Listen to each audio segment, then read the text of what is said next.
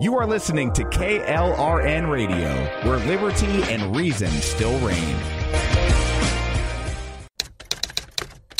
All writers are prone to becoming so attached to our characters and stories that we struggle to see why a passage may not be working. It takes another set of eyes to help us nurture our writing to full maturity. At Black Wolf Editorial Services, we strive to enable writers to develop and grow, shaping stories into masterpieces that can stand the test of time.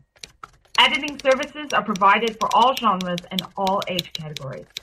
Services range from critiques of a short story through to line edits of a full-length novel and copy editing for those preparing for publication. We also offer assistance on generating a writer's bio for your websites, as well as help with those book blurbs and promotional material.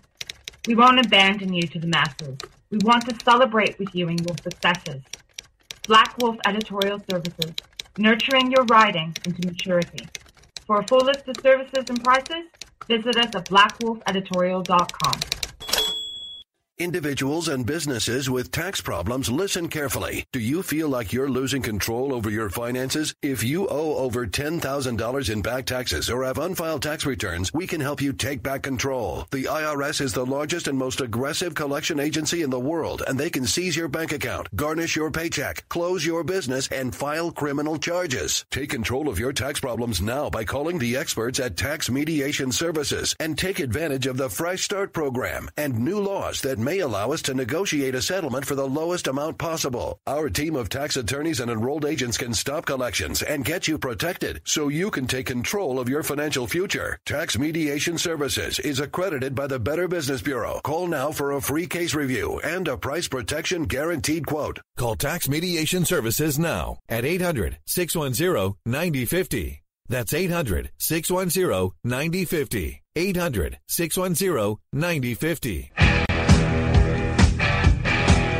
KLRN Radio has advertising rates available. We have rates to fit almost any budget. Contact us at advertising@klrnradio.com.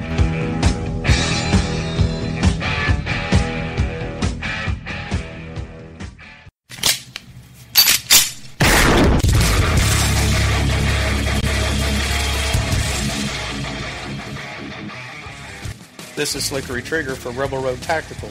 With proper care and feeding, your pistol will be ready when you need it, there to save your life. Shouldn't your gear be that good? Whether you need a holster for comfortable everyday carry or a tough-as-nails holster for your next training course, Rebel Road Tactical has what you need. Check us out on the web at rebelroadtactical.com. Tired of paying outrageous prices for Viagra? Well, we have great news for you. Now you can finally get Viagra at huge discounts. Healthy Man allows you to save up to $500 on Viagra. Why pay U.S. pharmacy prices of $15 per pill or more when you can get Viagra for less than $3 a pill? Call today and get 40 Viagra pills for only $99. This can cost as much as $600 at your local pharmacy. You can't afford not to call us. If you want Viagra at the lowest prices, never pay $15 a pill pharmacy prices again. Get Viagra for less than $3 a pill. Call 1-800-516-7602 today and save up to $500 and get 40 pills for just $99. Healthy Man is fast, easy, and affordable. Operators are waiting at 1-800-516-7602 to take your call right now. Call 1-800-516-7602. That's 1-800-516-7602. Again, 1-800-516-7602. Get ready to fight from within. You're about to go behind enemy lines. Roger, 3-2. Goliath copies all. Go ahead. Target is surrounded by multiple firms entering what appears to be a residential area. Requesting permission to engage. From the People's Republic of New York City, you're now going behind enemy lines with Gene Baradelli and Russ Gallo.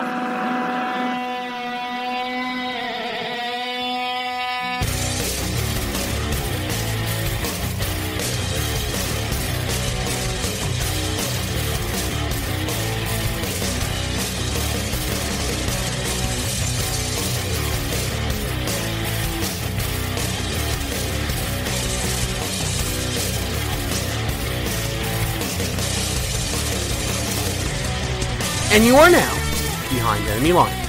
Hey there, how you doing, America? Gene Baradelli here with you. So glad you can join us, whether you're listening at www.BehindEnemyLinesRadio.us or if you're listening on one of our rebroadcast outlets on AM and FM radio. Hello, Radio Land, how you doing? Or if you're listening to us as a podcast, however you're doing it, we're glad that you're with us. Got a great show for you this week. Got brand new interviews from our friend Van Hipp, former Assistant Secretary of the Navy and the Army, talking about FISA warrants and what he would be advising President Trump to do in order to shore up these security leaks that have been plaguing his administration since day one. We're also going to talk to our friend Andre Walker, a regular contributor to the show. If you remember his weekly monologues that he used to do on the show, which are absolutely phenomenal.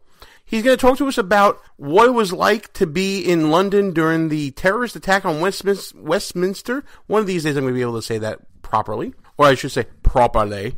And we talked to Andre about his experiences, his knowledge of Parliament. He is the lobby correspondent for The Observer, so he brings a lot of experience of the area of where this attack occurred. We're also going to flash back right now, actually, to an interview we did with Congressman Lou Barletta that we did last summer in talking about sanctuary cities. As you know from watching the news, and of course you watch the news because you listen to my show, I don't have an uninformed audience. You guys know your stuff, especially if you found this podcast and this radio show on your AM/FM dial in Florida and Georgia, wherever you are in the world. You should know that we have been talking about sanctuary cities for at least a year now on the show. But it's just hitting the news now because recently this week, U.S. Attorney General Jeff Sessions has thrown down the gauntlet. If you're a sanctuary city or a sanctuary area, it looks like the free ride is over and that the Department of Justice is going to be looking to do clawback actions to get back federal money that you shouldn't have because you're not following the law. Now, listen, I can go into the legalities of this and whether or not it's legal action or not. I mean, here in the People's Republic of New York City, they're having a sanctuary cities convention, basically, where they're trying to teach people how to break the law and try to teach other municipalities how to break the law. Speaker of the New York City Council, Melissa Mark Viverito, that commie, pinko, lunatic, is leading the charge on this. And it's absolutely laughable. It's still an unsettled legal question, folks. I mean, there are cases out there that say that Congress cannot use their money to coerce states to do things. But it doesn't say the executive can't do that. So we may be into some legal murky waters here. But I gotta think there's gotta be some discretion that the executive has when they distribute out grants and aid or whatever money they distribute to states. And Jeff Sessions, I guess, thinks that he's on solid legal ground when it comes to dealing with the sanctuary city issue. Of course, he interrupted the daily press briefing with Sean Spicer, the White House spokesman, and he did a number on sanctuary cities, and I absolutely loved it. But for those of you who need a little bit of a primer on sanctuary cities, let's go back in time to last summer, where we did an interview with Congressman Lou Barletta, who can give you more of a background of sanctuary cities than probably anybody else can, because the man has been talking about this issue for years. Here's Congressman Barletta. Gene Baradelli back behind enemy lines, and I have the pleasure right now to sit down with the representative from the 11th District of the great state of Pennsylvania, Congressman Lou Barletta. Sir, thank you for coming on the show, and tell us about your involvement with FAIR. I believe you're on the Board of Advisors, right? I am, Gene. I've been doing this now for 10 years. It goes back to my time as mayor of Hazleton when I first started to come down here, and I've been doing it every year. Well, let's talk about your term as mayor, because that's really where you started dealing with the issue of illegal immigration. It's not just a federal issue; it's a local issue. Yeah, it is. There's no question. You know, nobody here in Congress saw it from with the same perspective that I saw it, trying to deal with it as a mayor of Hazleton. Our population in Hazleton grew by 50%. But our tax revenue stayed the same. When I realized we had an illegal immigration problem, I came down and met with the Department of Justice in December of 2005. They brought all these experts in to talk to me. I told them about the problem that I had, the crime and the illegal immigration problem. And what they gave me at the end of the day was a nice coffee mug, a lapel pin, a pat on the back, and they sent me home. I realized that the federal government wasn't going to do anything to help me on a local level. A couple months later, May 10th, 2006, day I'll never forget, Derek Kishline, 29-year-old city man, father of 3 children, I had some words with the head of the Latin Kings, Pedro Cabrera, someone who was in the country illegally, arrested 6 times in New York and left go, comes to Hazleton.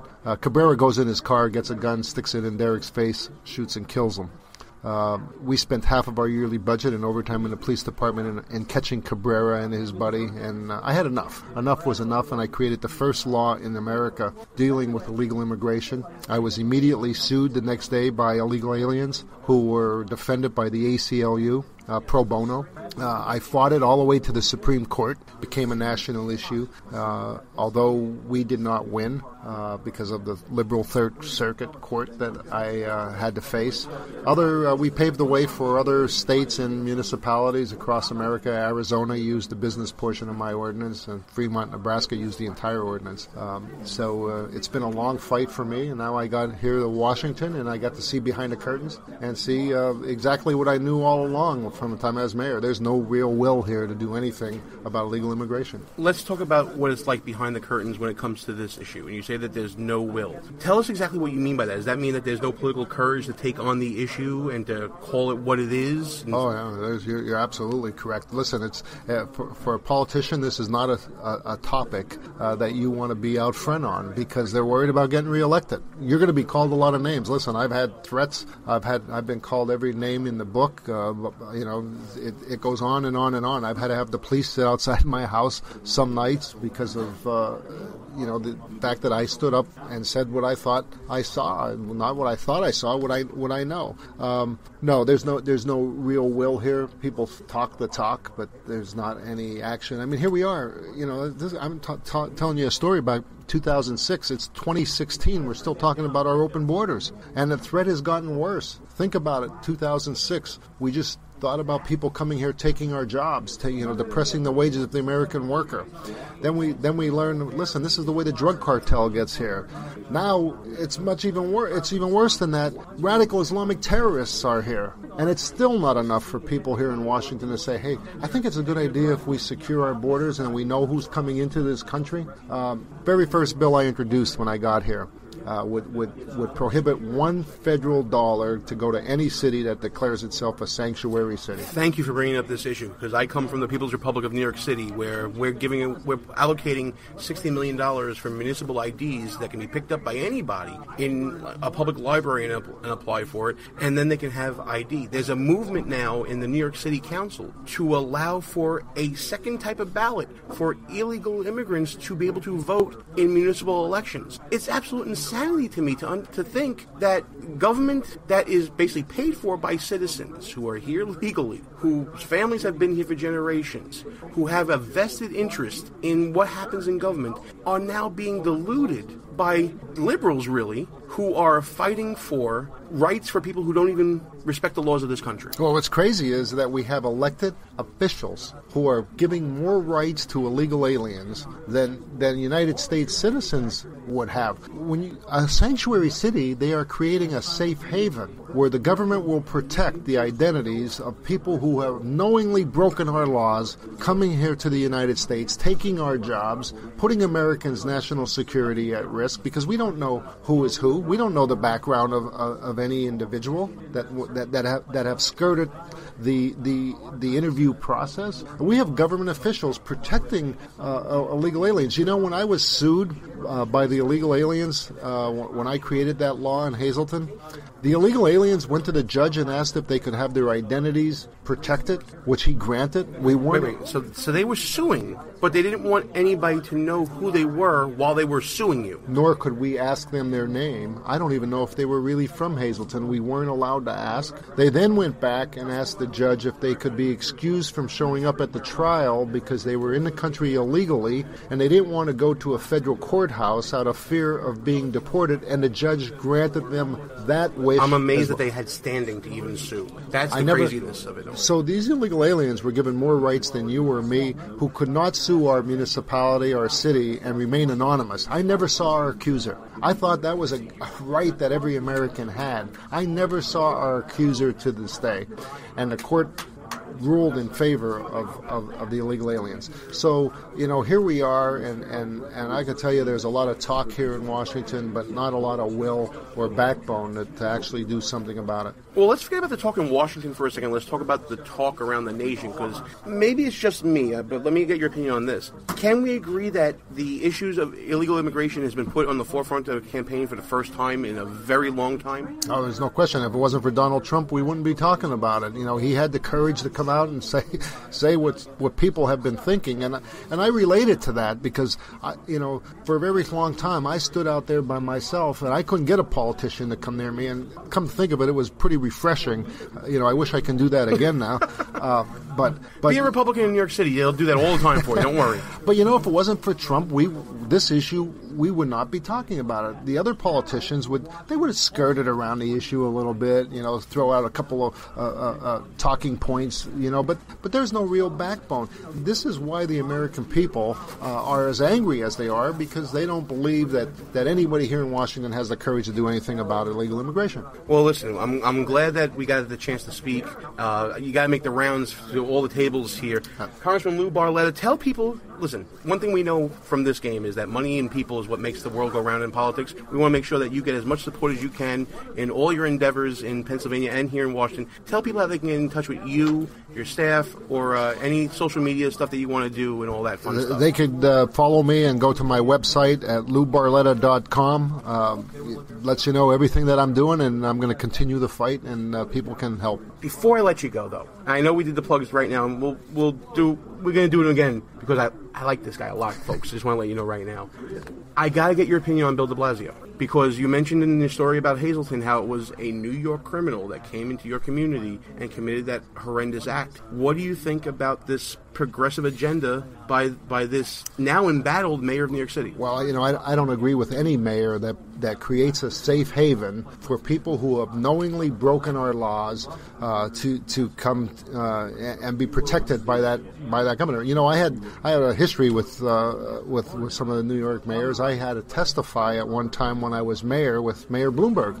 Actually, it was Mayor Bloomberg, myself, and Police Commissioner Johnson from Philadelphia. We testified at a Senate Judiciary Committee with Senator Ted Kennedy. And, at the time, Mayor Bloomberg said that New York City's economy would crash if it didn't have illegal immigrants. Who would wash our dishes, he said, who would bus our tables, who would clean our hotel rooms. And, my Italian went from 0 to 100. I said, I'll tell you who will wash those dishes. The single mom that not only has to clean hotel rooms, but wash dishes. And I'll tell you who will bust those tables, the high school dropout that has nowhere else to go. What happens to those people? We don't need to bring people in America to take jobs away from those that depend on it to feed their families. And believe me, when you hear an Italian American say that they go from 0 to 100 that quickly, wow. It's time to get out of the room, look out for wooden spoons, and just generally stay out of people's ways, man. I grew up in a household just like that. The wooden spoon in the back of the head every time.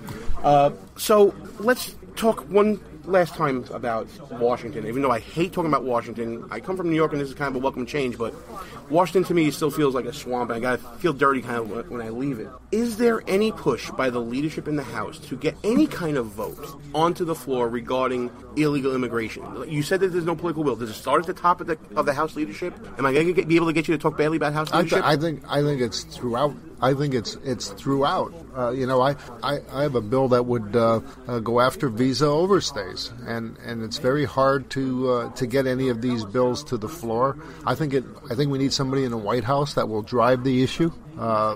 Because this is a topic that most politicians here in Washington, they don't want to do anything about because they're afraid that they won't get reelected again. And yet they had a perfect opportunity with their refugee relocation program to actually take a stand and actually possibly get a victory. Why didn't that happen? It's unbelievable. I mean, here we are. I had 4. I'm on Homeland Security Committee. We had 4 national security experts testify that we cannot properly check the backgrounds of anyone coming from Syria, and at the same time we are continuing to allow people to come into America to put our families and our friends and our neighbors at risk. Let's just start doing the right thing. And when Donald Trump, and I like to say this because I think this this really gets at the heart of what people here in America are saying. Let's put America first for a change. We are the greatest country on this planet, but at the same time, we need to protect Americans first. Well, listen, I'm glad that you're in Congress protecting Americans first on this issue and many other issues. Good luck to you in your election futures. I'm sure that you're getting ready to go back to the 11th and start communicating this message to them. It's probably a message that you were voted in on in the first place, That's right? how I got here. I came from a district that is 2-1 Democrat, and it just shows you how deep, people feel, how strongly they feel about issues that affect their families and their jobs. And if more politicians did that, they wouldn't have to worry about re-election. If I don't get elected again because I stood up for what I believe in, I'll be happy to go back to Hazleton and find another job. But I worry about my children, grandchildren, and what America will look like. And that's what you call an elected official working behind enemy lines. Congressman Barletta, thank you so much for coming down, and we'll see you down the road. Thank you. Good to talk to you. And that was Congressman Lou Barletta from last summer discussing sanctuary cities with us and immigration reform. We're going to be doing a lot more of that this summer when we return to the Federation for American Immigration Reform's Hold Their Feet to the Fire radio row. More on that in the weeks and months to come. Time for our first break, but when we come back, we'll be talking FISA and what President Trump should be doing according to our good friend Van Hipp. Gene Baradelli, Behind Enemy Lines. We'll be back right after these brief words. If you're a long-time listener of the show, or maybe this is your first time listening, you can probably tell that me and the gang here, we like to have our share of fun, whether it's on or off the air. We talk about 2-drink minimum radio and no medication Wednesdays or whatever day it may be. That's why when we found the people at Less Government, More Fun, we knew it was a match made in heaven with this show. Folks, we live in a time where government is out of hand. Our founding fathers did not intend government to be all-consuming in all parts of our lives. That's why we are telling you to go to lessgovmorefun.com, check out the website, check out the swag. What the people want is less government, more fun. Pass it on, make it happen. Who might you save? Your mother, your father, your husband, uncle, aunt, son. Learn FAST, F-A-S-T, the sudden signs of a stroke, and you could save. Your friend, teacher, boss. F, face drooping. A, arm weakness. S, speech difficulty. T, time to call 911. F-A-S-T. That's F, face drooping. A, arm weakness. S, speech difficulty. T, time to call 911. The sooner they get to the hospital, the sooner they'll get treatment. And that can make a remarkable difference in the recovery of your neighbor, the waiter, grandmother, grandfather. So learn FAST, the sudden signs of a stroke, then pass it on, because you never know who might save you. Your wife, your colleague. Spot a stroke fast. Visit strokeassociation.org, brought to you by the American Stroke Association and the Ad Council. Behind Enemy Lines Radio is all about being right. No, seriously, it is. If you ever listen to Russ Gallo or me go back and forth on some issue, we always want to make sure that we remember who said what and when we said it. That's why we go to goonrecord.com. It's a brand new social media website. Challenge people on what they believe, whether it's in politics, sports, entertainment, finance, whatever. There's a category for you at goonrecord.com. Check it out right now. Tell us, what do you stand for? It's time for you to go on record. Behind Enemy Lines. Back on the air. Gene Baradelli, back behind Enemy Lines. Joining me on the line right now. Always phenomenal to have on the show. I gotta use superlatives because this man has been on Behind Enemy Lines more as a guest than any other person in history. Our good friend Van Hipp. Van, great to have you on. Gene, thanks for having me, and we're going to keep that streak going, hopefully. Oh, absolutely. We got to keep it going. At least twice a year. That's what I need from you, Van. So listen, let's talk very quickly about, recently, you were on Cavuto last week. I mean, listen, I don't mind you going on other shows as long as it's, taped on, video and stuff, so you can do that. But you were on Cavuto, and, we were talking about, intelligence leaks and things like that. Let everybody know, your take on this whole situation with what we're seeing in this breakdown in the intelligence community. Well, first of all, what Devin Nunes disclosed, the House Intelligence Chair, Gene, I think is a big deal. That the Trump transition team and possibly the then president-elect himself, that they were surveillance was conducted, what they call incidental surveillance, which could have been a ruse. just so they could go after, conduct surveillance on the Trump transition team. And on Friday, the National Security Agency delivered boxes of information that backs up what Devin Nunes says, according to multiple sources, to the House Intelligence Committee. I'm sure they've got their lawyers and investigators going through that now. But let me tell you, we've got we've always had leaks in government. Okay, Abraham Lincoln's first State of the Union address was leaked to the press, but we've never had anything to this degree, this magnitude, this intensity.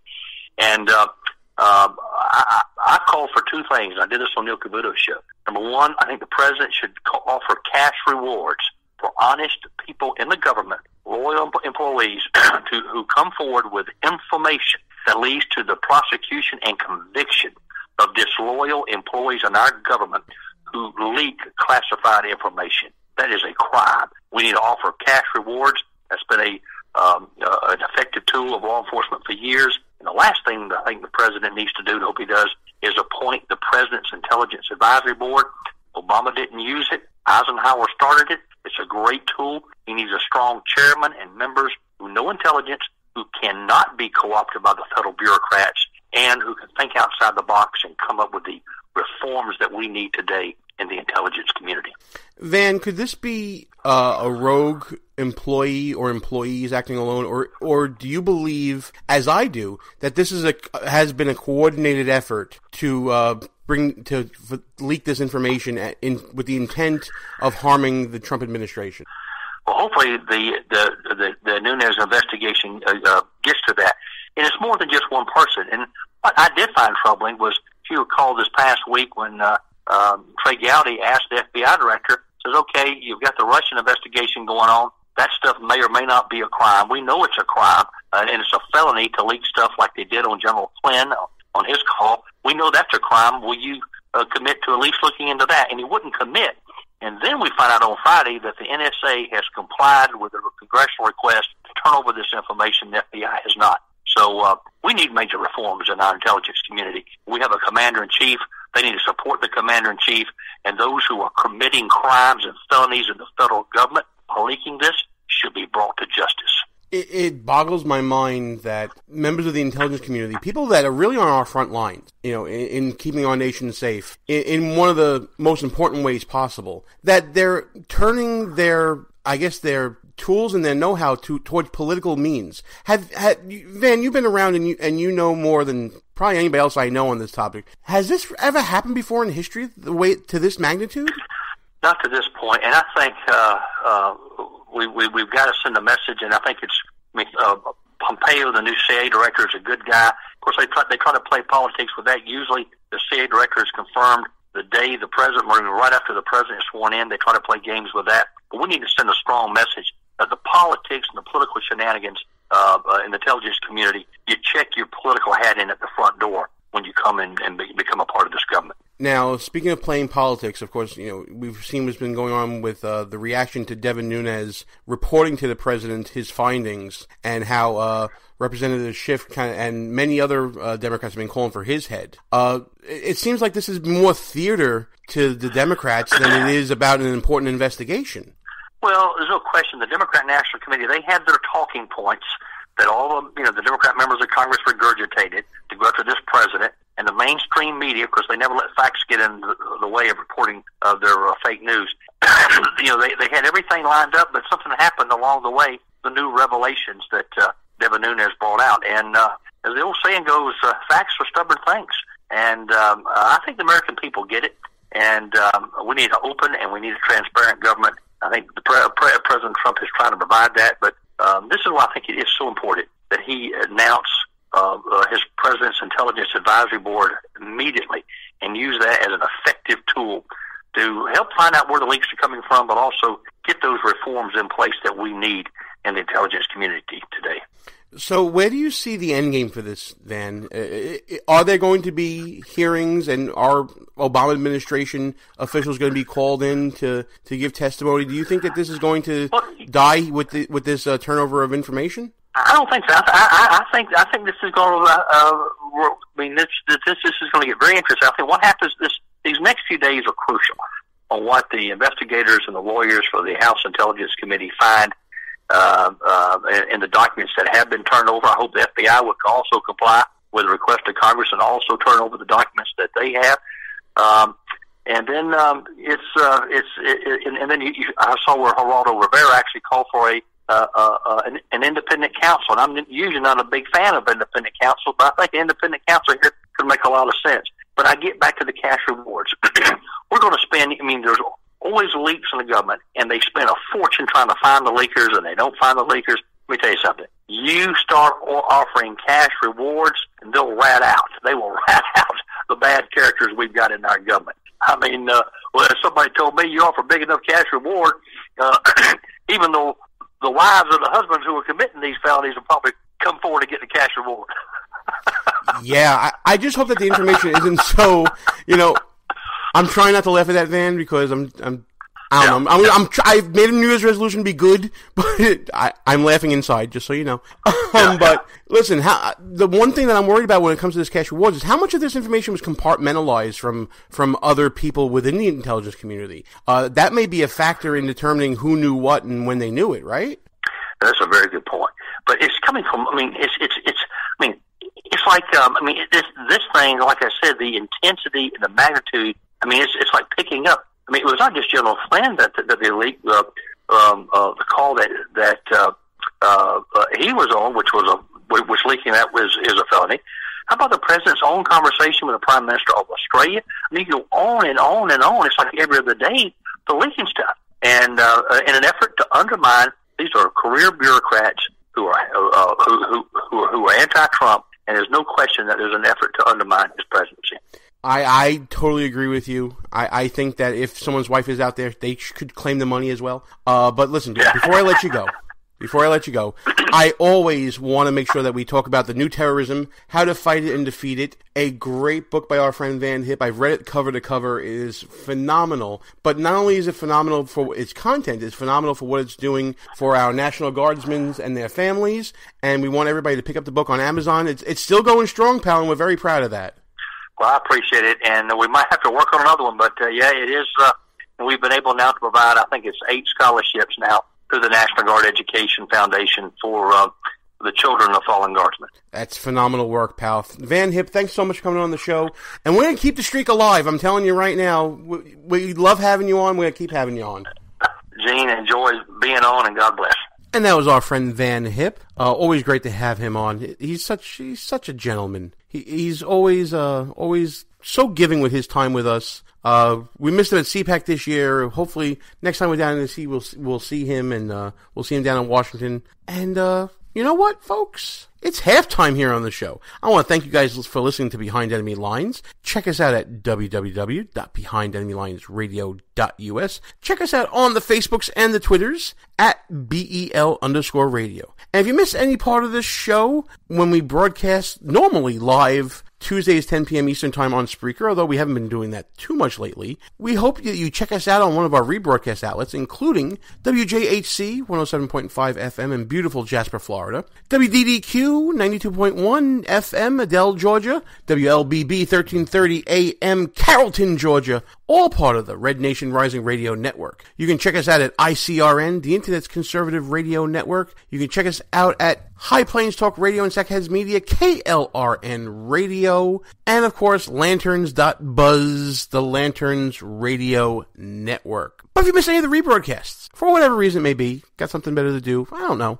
you can always check us out as a podcast. We're on Spreaker, Stitcher, TuneIn, Podbay, Player FM. You can find us on iTunes. You can discover us on Google Play Podcasts. Of course, always on iHeartRadio as a podcast. SoundCloud as well. And most recently, SiriusXM's newest podcasting platform, Auto Radio. You can check us out there as well. Whole bunch of ways you can listen to the show. Take us with you. We want to travel wherever you go. We're needy. We need attention. We want to talk to you.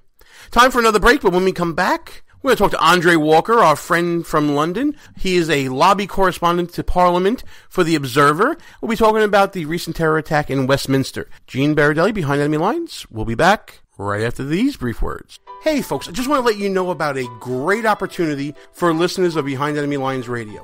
If you go to our website, www.BehindEnemyLinesRadio.us, and click on the same box ad on the right side of the page, you will get a great opportunity for a discounted offer to join SaneBox. SaneBox filters out all the unimportant email from your inbox so that you can really focus on what matters. If you're anything like me, folks, you get hundreds of pieces of email a day, not many of which is important. SaneBox's smart filter will get everything you need to fly through your inbox and finally make email work for you. It gets rid of spam emails, it deprioritizes emails that aren't as important to you, and it helps you unsubscribe from mailing lists and individual senders with ease. So again, go to www.behindenemylinesradio.us and you click on the SaneBox ad and you'll be given an exclusive offer you won't find anywhere else. The show will be right back.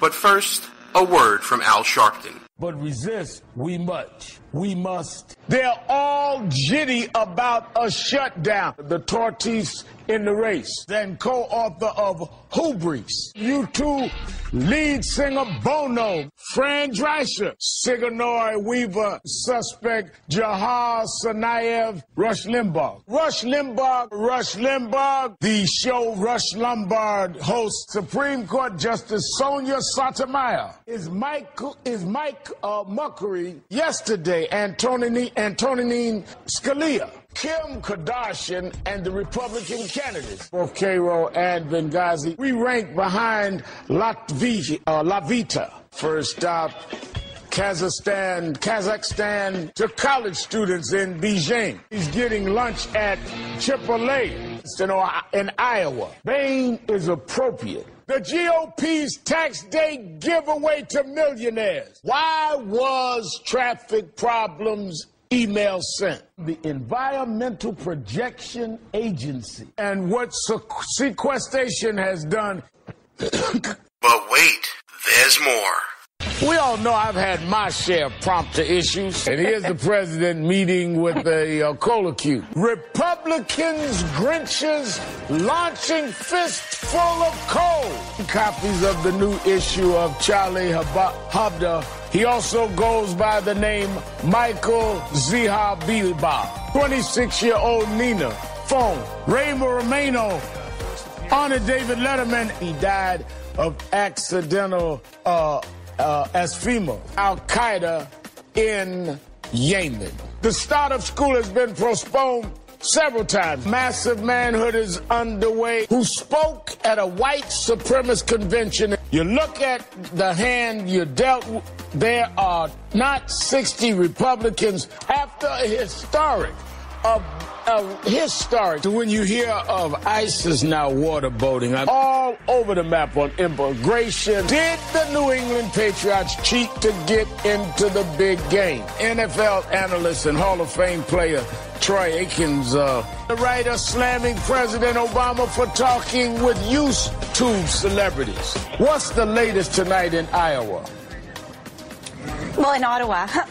And they gave this guy a TV show? Let's get back to our show. Gene Baradelli, back behind enemy lines. Joining me on the line right now, our good friend, behind enemy lines contributor, and lobby correspondent for The Observer in Parliament, and a gentleman who knows firsthand what it was like in the past week at this horrific attack in Westminster, who can explain a lot to us about it. Our good friend Andre Walker. What's up, pal? How you doing? Well, I think we're doing well. Things have pretty much returned to normal in Westminster this week. But as you know, it's been a little bit difficult. It's been a difficult period for us, not least because Parliament was successfully invaded. Always remember that the terrorists obviously mounted the curb in Westminster Bridge, but also made it 20 metres within the parliamentary estate. And I imagine that's something we need to be concerned about. But one thing that I think American listeners, and particularly your listeners, need to be concerned about is that, you know, PC Keith Palmer died for the cause protecting Parliament, but also this was a guy who was unarmed. And we're hearing just now that the reason why the terrorist was shot was because Michael Fallon, the Defence Secretary's bodyguards, happened to be on the scene. Big concerns in London and Westminster about the fact that it was bodyguards who are not located in New Palace Yard, the Palace of Westminster, normally, who actually took him out. Well, let me ask you this, Andre, as we're getting right into it. How is it determined who carries firearms that would be a police guard and who doesn't? So essentially, just to be slightly technical, because we've got a couple of minutes to chat about this, The Palace of Westminster is guarded by essentially three services. If you think back to Charles I, it is illegal for officers of the Crown, that includes police, to enter the Parliament's chambers. And so there are some doorkeepers. Those are the guys in the tails that you see knocking about. But the principal security of the Palace of Westminster is done by Metropolitan Police Division P, which is Parliamentary Guards, and D Division, which is Diplomatic Protection. Now, the Diplomatic Protection, the D Division, are all armed, because what they will be is, they will be the outer ring, if you like, at the American Embassy and places like that in London. But the P Division are unarmed. And so essentially the problem that we've got is that some people are armed and some people are unarmed. Now, I think the prevailing theory, Gene, is this, that the reason why at Carriage Gate, by the way, I should say to your listeners, that Carriage Gates are the gates where many people get photos with police officers in front of Big Ben. Now, I don't know whether you've been there yourself, but a lot of your listeners will have been and will know the gate that I'm talking about. But the theory is that the reason why they were unarmed was because they didn't want to have machine guns ruining the photo, bluntly. Seriously, that's the reason. Well, I think that's quite a shocking thought, but I think it's true. I mean, my article in The Observer said that there are other gates in Westminster, clearly for security reasons. I won't tell you the exact location of them, but there are other gates that are guarded by just one unarmed police officer. Now, they can call for backup, but when I suggested that the problem was that the backup wasn't quick enough, or the backup should have not been a backup, it should have been a front up, if you see what I mean, that has been significantly supported by the suggestion that the bodyguards were the people that had to kill the terrorist. Now, Andre, were you there at Parliament that day when this happened at all, either before or after? I was there afterwards. Funnily enough, I went for a meeting at Chelsea Football Club, which is about sort of 10 or 15 minutes on the tube down the road. So I missed most of it. But I know that people were significantly shaken. There was a security operation that went into fruition. One of the things I asked, I remember when I worked as a House of Commons staffer, I remember the fire alarm went off in our building once, and I refused to leave the building. And when the fire officer came round, I said to him, look, the reason I've refused to respond to the alarm is because if this were a terrorist incident, would I want to leave the building? And he said, look, there is a separate system for a terrorist attack. And so an announcement was made over the intercom, the public address system, which told people what to do.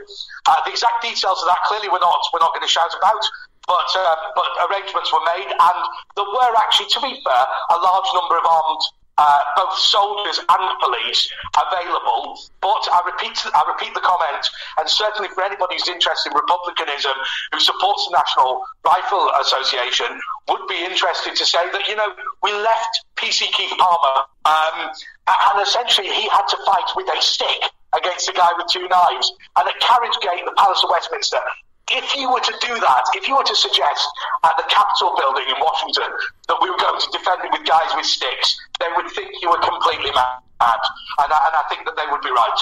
Right, and then this was someone that was actually trained at both in the military and in the police force in artillery and weaponry, right? Yeah, that's right. So PC Keith Palmer used to be called Gunner Keith Palmer. So it's not unusual, just to explain, that the parliamentary P Division, as I said, the parliamentary guards of the Metropolitan Police, it's not unusual for them to be retired soldiers, because obviously you get to a certain age, and obviously you can't do Afghanistan and Iraq, but what you can do is lighter duties in the Palace of Westminster. So a lot of them are former soldiers, and so PC Keith Palmer didn't have a gun, though the suggestion is, and the suggestion I have to say has been made by me, but I think it's a reasonable one, that he could have handled a firearm. He was in the Royal Artillery, which is, of course, the people who are almost elite when it comes to big kit, weaponry, guns, cannons in the old days, and big mortar launchers today. So I suspect the reason that he wasn't armed was purely a piece of sensitivity by the British state. Now, a lot of people on this side of the pond have taken comments by the mayor of London, Sadiq Khan, as being almost defeatist in talking about terrorist attacks and for this almost being the new normal, and that people should start accepting that. Is that what you're hearing on that end, or is it just conservatives picking up on what they want to hear on this side of the pond? Well, I think what we want to hear is Sadiq Khan say this is absolutely disgusting, and we will fight back with the power that we have. I mean, if you think back to 9/11, the response of the American state was to say, look, this is an absolute outrage, and we'll not allow it to happen. Now, of course, what happened in London this week, or last week rather, what happened was nowhere near the scale of 9/11. But, the response should not be that this is what we ought to be used to, this is what we ought to accept. What the Americans said after 9/11 was, no, absolutely not. We will not allow this to take place, and we will make it our absolute priority, more than anything else, to take down the people responsible and to root them out and, put them on trial if they can be put on trial, or kill them. Either way, they're not going to do it again. And Sadiq Khan is just his typical self. There's big questions about his ability to oppose radical Islam. I don't think that he's a terrorist sympathizer in any sense, but he's just somebody who's part of that establishment that just says, we have to accept this. Well, I just say what Donald Trump says. You don't have to import these people to the country. If somebody supports radical jihad, leave them to die in Syria. I'm comfortable with that, and I think most British people would be comfortable with that as well.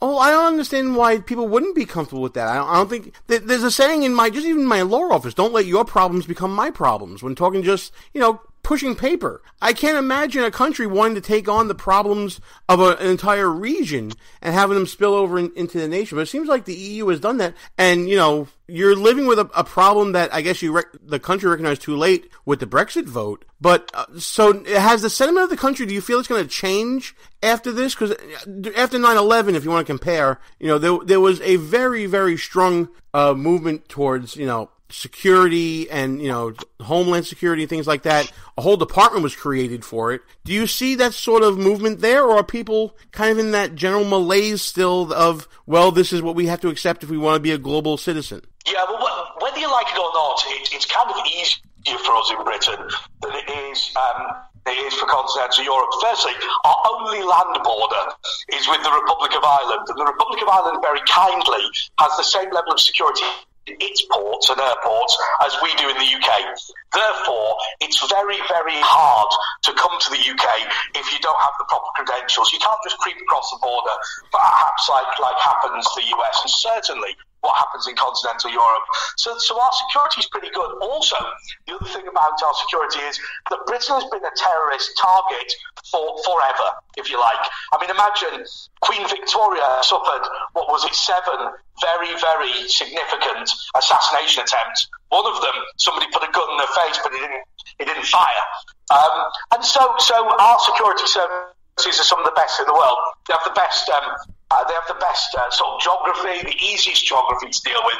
So I think what we want to do, and what Brexit's all about, is to say, look, if we can control our own affairs, if we can control our own border, if we can decide who can come in and who can't come in, then actually our security services are perfectly capable of dealing with this. Now, the other thing that I know some of your listeners won't agree with is that, there is an advantage with the fact we're not a gun-owning society. What I mean by that is that we are a country that has no desire to own guns, because restrictions on weaponry existed before guns were cheap enough for normal people to buy. Therefore, there is no desire to have a Second Amendment in the United Kingdom. So the only debate in the UK will be about, what level of armaments are given to the police and the security services. So I think it is very easy for us, and equally, I'll say something else. The Muslim immigration that principally we get is from former Commonwealth countries, Pakistan and Bangladesh. And actually, these guys are pretty much on side. They fought 2 world wars with us, and so we don't generally have a problem. But if the EU opens the borders, which Germany's done, by the way, I should just explain something to your listeners. What the Germans consistently say to the British is, but we're opening to 1 million Syrians, but they're only temporary in our country. They can't come to Britain. Now, that's true, except for the fact that if you're resident in an EU country for 3 years, you can get a passport of that country. Once you get a passport of that country, you can go to any other EU country. 3 years' time, these million citizens have the right, million Syrians have the right to come to Britain. Not going to happen. Not going to happen. It's definitely, listen, I understand the point about political culture and being different than America, and it's a fair point. But I think that you guys are really on the doorstep of what can be the front line to possibly the brewings of a multi-regional conflict between the Middle East and Europe. And, you know, thank goodness you have that channel, you know, man. I think that's going to be that it's been pivotal for generations and centuries. It's going to remain pivotal for you guys. Well, you know, there was an expert in Belgium today who suggested that every single mosque in Brussels is now controlled by the Islamists. Now, thankfully, we have different relations, because I think the critical point, by the way, that I should explain is this. What we're saying, what we've had historically, is actually immigration from Muslim countries that do like Britain, that do support us and have been with us for 2 world wars. Is that perfect? I'm not saying it's perfect, no, I'm not. But I think there is a critical difference, all of which apparently are now taken over by the extremists. Actually, there's a far smaller problem in the UK. You know, every summer it gets worse with the invasion of immigrants coming to Europe, and the EU has manifestly failed to deal with it. And if France ends up in a nightmare, you know, they call it sort of rioting. It's almost like an Islamic insurgency in many respects, what happens in Paris. Do you know there's a tradition in French cities amongst immigrants from North Africa to burn cars, not their own cars, of course, on New Year's Eve? Do you know the French media don't even report it? What a shocking indictment of the way that Europe has gone. And, you know, we can talk about this all day, man, but listen, I'm glad you're safe from this whole situation that happened last week. I totally agree with the article that you wrote recently from The Observer about how police that were unarmed should definitely be armed, and how this was a blunder for all times. Folks, check out AndreWalker.uk. You can check him out also at The Observer, all the articles he writes. Andre, thank God you're okay, man. Great to hear from you, and we'll talk again real soon. And that'll just about do it for this week's show, but a final thought. And this one's a little personal, folks. It's not going to come from me. It's going to come from my friend Jack Buckby, another friend from across the pond. I want you to listen to his story about how anti-fascists have been going after him, his fiancée, and how his life is being ruined. And then there's a way to help. I was 16 when I realised that Britain wasn't the multicultural paradise our leaders told us. In college, I was surrounded by young lads who called themselves communists. Teachers were openly leftist, and it seemed that I was the only person there with questions about immigration. I first realised just how serious the political left was about silencing questions when a group of young men muttered scum as I walked past. That's when I realised I was part of the Untermensch, a working-class straight white man who didn't deserve an opinion and who will forever be branded wicked. When I got to university, things were much worse. This was in 2011, before the safe spaces, before Trigglypuff. I'd attempted to set up a culturist society where students could celebrate British culture. I was, of course, promptly shut down by the National Union of Students, branded a racist and harassed on campus. Merely handing out leaflets on campus required a bodyguard, and as months went by, the police would contact me concerned for my safety on the University of Liverpool campus. I was forced to stay at home, studying from my bedroom and avoiding the campus at all costs. When I did in fact turn up for my class, I was asked by my politics lecturer to remove the Christian cross I wore on my lapel. It was offending the other students, he said. The same lecturer conspired with other university officials to have me removed from the school, branding me a problem in official emails that were later handed over to me. They even claimed that I had been removed from class for being racist and offending other students. Quite a feat for somebody who was forced to study at home. Other students attempted to physically attack me too. I was accosted by a gang of students the same day that I came face to face with posters which likened me to mass murderer Anders Breivik. This wasn't the first time so-called anti-fascists had attempted to physically attack me. In 2013, I was expelled from the university. Officials claimed that my tweets violated the school's equality and diversity policy and painted the institution in a negative light. They also took issue with my public disagreement with Dr. Leon Musavi, who had written an article on the university website claiming the murder of Lee Rigby was legitimate dissent against British foreign policy. Musavi kept his job. I was expelled. The article remains on the school website to this day, too. So in 2014, I stood for election in the southeast of England. With no hope of winning, myself and Paul Weston, the chairman of of Liberty GB, set out to begin a campaign of exposing the effects of Islam on our Western liberal democracy. During a campaign event, Muslim women in burqas confided in me. They told me that they had come to Britain for a better life, one of freedom, and yet their husbands still exerted control over them. They offered me their vote, assuming their husbands would let them vote,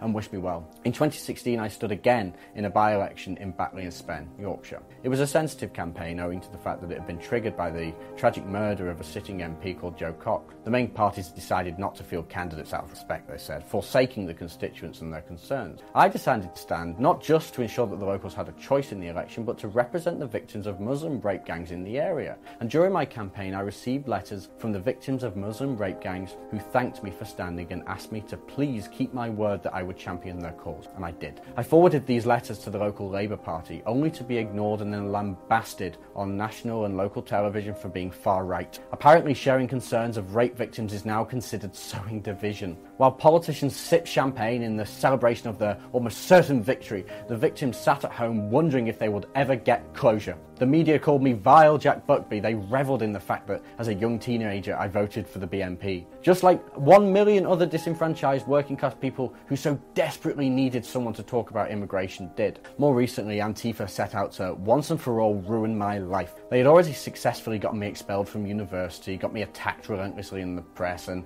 considered unanimously as a far-right extremist. They now wanted to see me destroyed emotionally. So on February 8th, I received a phone call from the FBI. They had already spoken to my fiancée and explained to me that we were under investigation following a number of anonymous tips saying that I was planning to enter America to commit terrorist acts. They told the FBI that my engagement to an American citizen was a sham to obtain a green card, and as a result I am, for now at least, unable to enter. They knew very well that this would cause significant distress in my life, having set out to destroy my fiancée's career only a few weeks before. Antifa and similar organisations had called every single one of her employers, spreading vicious lies throughout the performing arts community, claiming she is a Nazi and a white supremacist, and threatening backlash and boycott against anyone who worked with her. She's been without work for almost. The left will not stop until they see anyone who doesn't subscribe to their dogma penniless, homeless, ostracised, reviled, imprisoned, emotionally destroyed, disgraced, libelled, ferociously attacked by the press, expelled from universities, violently attacked and completely silenced. But not me.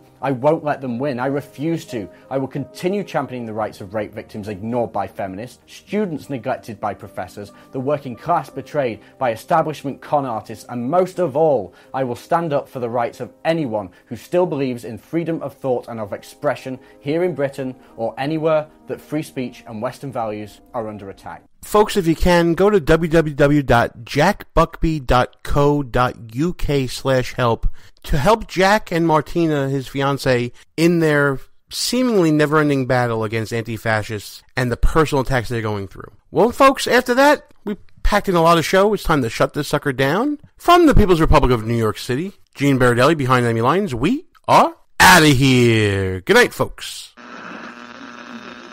Our position has been compromised. It's time to roll out. Report for debriefing at www.behindenemylinesradio.us and look for regular communications via Facebook and Twitter at BEL_radio. You are the resistance. Behind Enemy Lines. A Rock Radio production. Copyright 2016. Back in 7 days. Out.